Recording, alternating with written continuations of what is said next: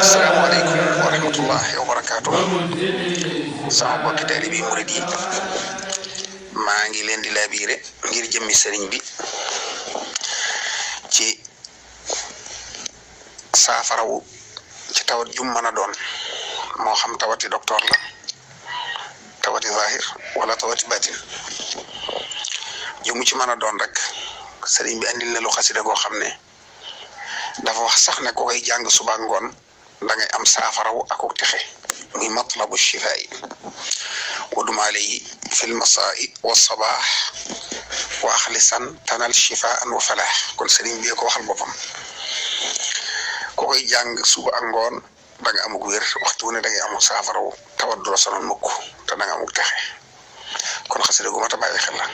te sëriñ bi moo ko bind mu leer nañ ñi kenn waxalu ko kon xasida gaangoo gi waaye nag dafa am secret bu ma ci génne ngir ko tawat ba noppi ba tawat ji jaaxal ko moo xam tawat ju mën a doon ci xeeti tawat yi boo ko defee yàlla mën na ko suturaal ci daraje sëriñ bi ak barkeb xasida gi mu daal di saafara woon loolu moo di day jàng xasida gi ba ci ñaari bayit yi mu boole leen ñoom ñaar baamu ko téeméer ak fukk ak benn door a eggal xasida gi bu jàngee matlabu shifaay ba ci yaa barru yaa latifu yaa muafi yaa man lahu amlul wara yaa shafi anzil shifaaka makaana daa'i wala tuamilna bil ibtilaa'i ñaari bayit yooyu lay boole di ko baam masalan yaa barru yaa latifu yaa muafi yaa man lahu amlul wara yaa shafi anzil shifaaka makaana daa'i wala tuamilna bil ibtilaa'i yaa barru yaa latifu yaa muafi yaa man lahu amlul wara yaa shafi anzil shifaaka makaana daa'i wala tuamilna bil ibtilaa'i يا بر يا لطيف يا معافي يا من له أمر البرايا زافي عزل صفات مكان الدار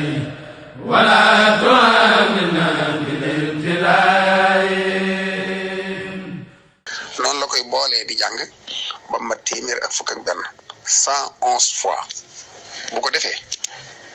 mu àggale xasida gi rek ba ci kamastafa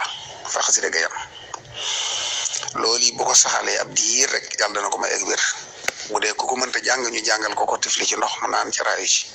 bu dee ki tawat moo ko mën a jàngal boppam mu di ko jàng te di ci yéene saafarawu diir bu gàtt mu yëg ne sunu borom teggi na tawat ja te may na ko ak wér maa ngi koy jox addi sama bokki taalibe bi murid yëpp ngir jëmmi sëriñ bi